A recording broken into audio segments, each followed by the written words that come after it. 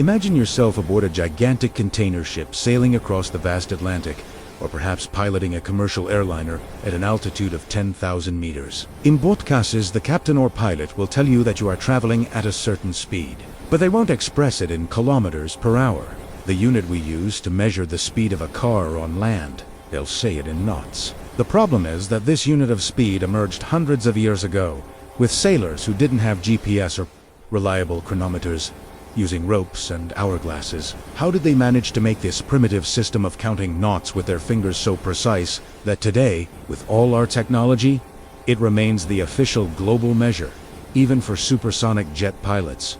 You've never stopped to think about it. You hear the captain say, 25 knots, and just go on with your life, without questioning why on earth they don't use kilometers per hour like the rest of the world. But that's a question you should ask. Why does this strange, ancient, arbitrary unit continue to dominate modern navigation? Today we're going to reveal this extraordinary secret that connects a piece of 17th century rope to your vacation flight tomorrow. You'll not only understand exactly what a knot in kilometers means, but you'll also see the simplest and most brilliant piece of naval engineering that explains why this measurement will never be abandoned. Before the invention of GPS, radar, and even before the existence of reliable chronometers, sailors faced a monumental challenge that would define the history of navigation. Determining the speed of their ships on the water was absolutely vital.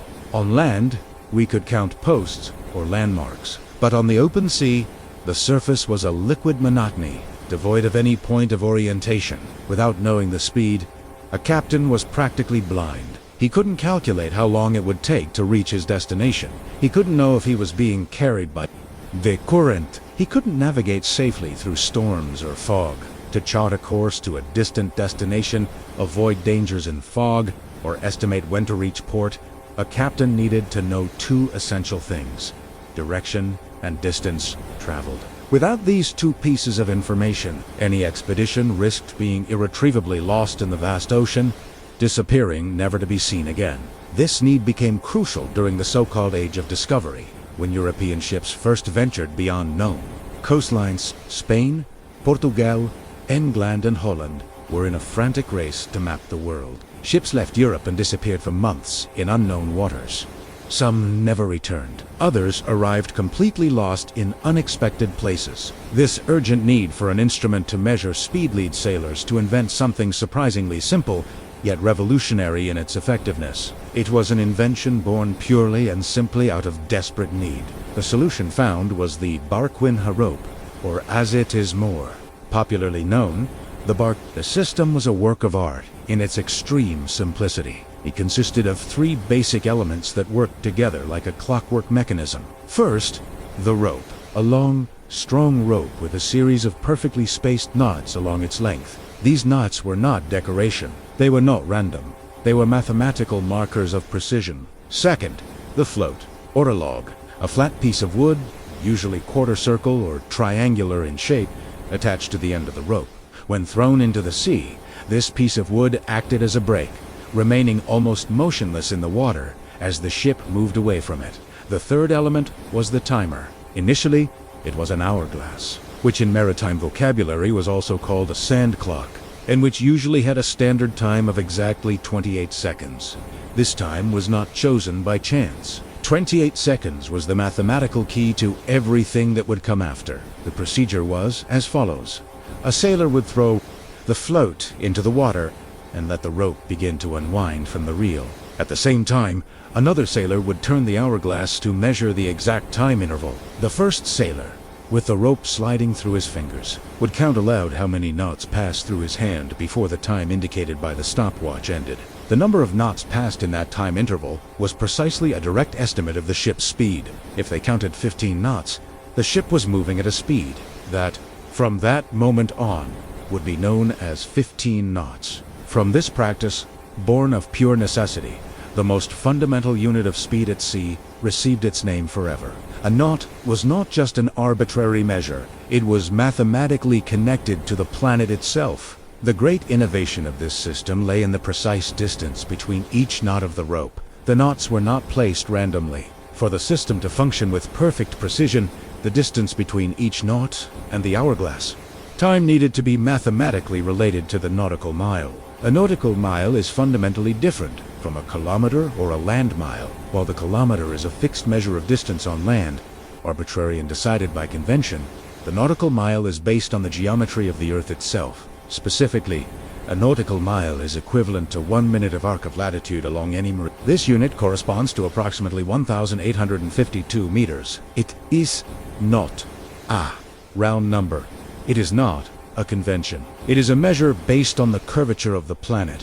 Historically, sailors defined the distance between the knots of the main rope as about 47 feet and 3 inches, approximately 14.4 meters. By combining this distance with the hourglass time, which was 28 seconds, they achieved an almost perfect ratio. Pure mathematics. That is, if 9 knots were counted in 28 seconds, it meant the ship was traveling at 9 nautical miles per hour. The entire expression, 9 nautical miles per hour, was quickly reduced to the simple 9 knots. The term caught on and became established in maritime culture for centuries. Every time a captain said knots, he was literally saying nautical miles per hour, but in abbreviated form. This method, rudimentary by today's standards, allowed navigators of the 16th and 17th centuries to estimate their speed without complex machines, batteries, or advanced calculations. All it took was the cooperation of the crew, a rope, an hourglass, and a bit of ingenuity. Although sailing ships were replaced by steamships in the 19th century and navigation methods evolved, from rope to propeller and then to radar and GPS, the knot as a unit of measurement did not disappear. It became so deeply rooted in naval tradition and science that it continued. Mechanical devices called patent odometers or propeller odometers were developed, automating the process by measuring water flow, but the end result was still expressed in knots. The main reason for its enduring use lies in the direct relationship between the knot and the nautical mile. Since 1 knot equals 1 nautical mile per hour, this unit fits perfectly into the Earth's geographic coordinate system. Imagine a navigator needing to plot a route on a map. Nautical and aeronautical charts use latitude and longitude. Since the nautical mile is based on an arc of latitude, calculating speed in knots greatly simplifies the process of plotting an entire route. If you are traveling at 20 knots, you know that in 1 hour you will have advanced 20 minutes in latitude, or the equivalent in longitude, depending on the direction.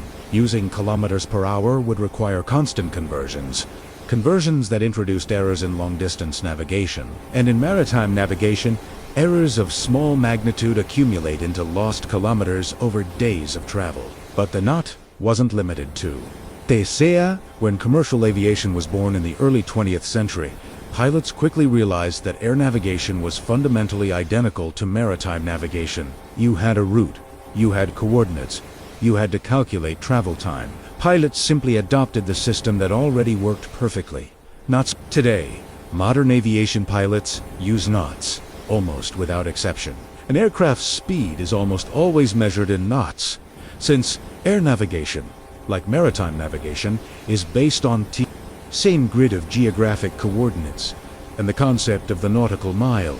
A Boeing pilot flies in knots. A supersonic fighter pilot flies in knots. A helicopter pilot flies in knots. Crossing the Atlantic or flying between continents means calculating speed in knots to align flight operations with terrestrial coordinates.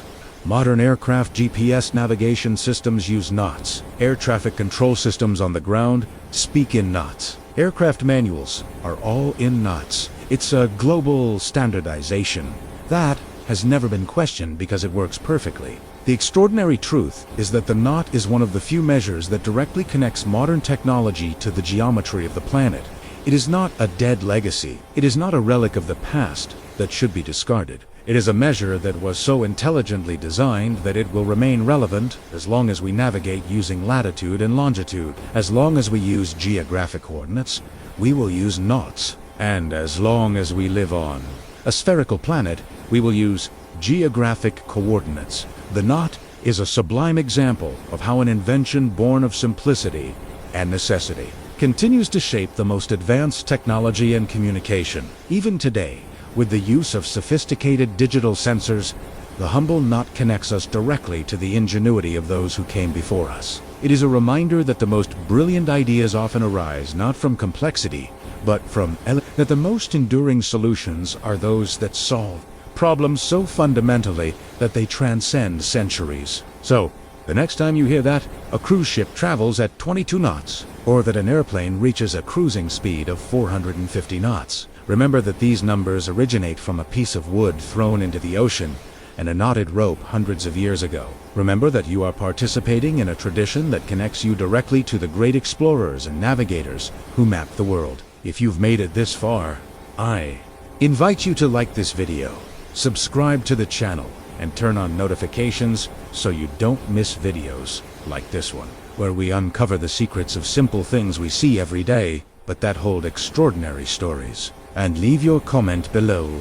Did you know that US is actually an abbreviation for nautical miles per hour? Or was this your first time discovering this connection between the Earth's geometry and the speed of ships and airplanes? I want to know if this revelation changed your perspective on how navigation works. Share it with me in the comments. But before you go, click on the video that's appearing on your screen now. In it, you'll discover another fascinating fact that you may never have wondered about. So click there, continue the journey with us, and let's unravel another mystery that surrounds you every day.